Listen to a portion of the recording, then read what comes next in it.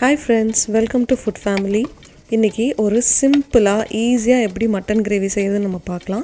இந்த ரெசிபியை வந்துட்டு பேச்சுலர்ஸ் கூட ட்ரை பண்ணி பார்க்கலாம். இந்த கிரேவி வந்துட்டு இட்லி, தோசை, சப்பாத்தி, ஒயிட் ரைஸ் அப்படின்னு இது எது கூட வேணாலும் நீங்க வச்சு சாப்பிடலாம். வாங்க இந்த ரெசிபி எப்படி செய்யறதுன்னு நம்ம பார்க்கலாம்.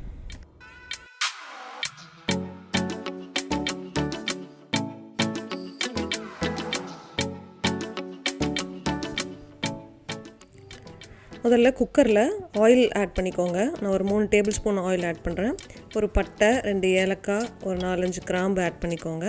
1/4 டீஸ்பூன் சோம்பு, அப்புறம் ஒரு 2 வெங்காயம் இந்த மாதிரி நல்லா பொடியாக நறுக்கி வச்சுருக்கேன். அதையும் ஆட் பண்ணி நல்லா வணக்கி விடுங்க. வெங்காயம் வணங்கும் போது கொஞ்சம் உப்பு சேர்த்து நல்லா வதக்குங்க. பாருங்கள், கொஞ்சம் வெங்காயம் வணங்கிடுச்சு. இப்போ நம்ம இஞ்சி பூண்டு பேஸ்ட் ஆட் பண்ணிக்கலாம். நான் 1 டேபிள் ஸ்பூன் ஆட் பண்ணுறேன். அதுவும் வெங்காயம் கூட நல்லா வணங்கினதுக்கப்புறமா ஒரு தக்காளி ஆட் பண்ணிக்கோங்க. தக்காளி இந்த மாதிரி நம்ம நல்லா பொடியாக கட் பண்ணி ஆட் பண்ணிக்கிறேன். தக்காளி நல்லா மசியட்டும். பாருங்கள், நல்லா இந்த மாதிரி நல்லா பிளெண்ட் ஆயிடுச்சு. இந்த டைமில் நம்ம வந்துட்டு மட்டன் ஆட் பண்ணிக்கலாம். நான் இன்றைக்கி 300 கிராம் மட்டன் ஆட் பண்ணுறேன். இந்த மட்டன் வந்துட்டு நல்லா அந்த வெங்காயம் தக்காளி கூட நல்லா மிக்ஸ் பண்ணி விடுங்க. மிக்ஸ் பண்ணிவிட்டு 1/4 டேபிள் ஸ்பூன் மஞ்சள்தூள், 1 டேபிள் ஸ்பூன் மிளகாத்தூள், 3 டேபிள் ஸ்பூன் மட்டன் மசாலா நான் ஆட் பண்ணுறேன். இதில் வந்துட்டு நம்ம வேறு எந்த தூளும் ஆட் பண்ணல. கரம் மசாலாவோ இல்லை கொத்தமல்லி தூள் அந்த மாதிரி எதுவுமே நான் ஆட் பண்ணல. ரெடிமேடாக இருக்கிற அந்த மட்டன் மசாலா மட்டும் நான் ஒரு 3 டேபிள் ஸ்பூன் ஆட் பண்ணுறேன்.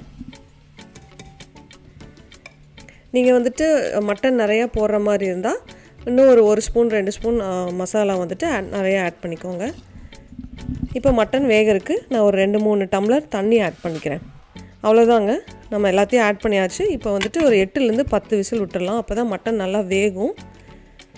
நல்லா விசில் விட்டதுக்கப்புறம் பார்த்திங்கன்னா பாருங்க, மட்டன் நல்லா வெந்திருக்கு. நம்ம முதல்ல ஊற்றின ஆயில் எல்லாமே நல்லா பிரிஞ்சு மேலே வந்திருக்கு. இப்போது இந்த ஸ்டேஜில் நான் வந்துட்டு 1 கப் தேங்காய், ஒரு 5-6 முந்திரி பருப்பு நல்லா மிக்சியில் அரைச்சி வச்சுருக்கேன். அதை வந்துட்டு இது கூட ஆட் பண்ணிக்கலாம். ஆட் பண்ணி இது நல்லா கொதிக்க விடுங்க.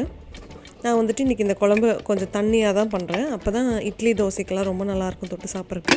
உங்களுக்கு இது ரொம்ப கொஞ்சம் கெட்டியாக வேணும்னா தேங்காயும் முந்திரி பருப்பும் கொஞ்சம் எச்சா அரைச்சி ஊற்றிக்கோங்க. கொஞ்சம் கெட்டியாக ஊற்றிக்கிட்டிங்கன்னா உங்களுக்கு கிரேவி வந்து நல்லா திக்காக இருக்கும்.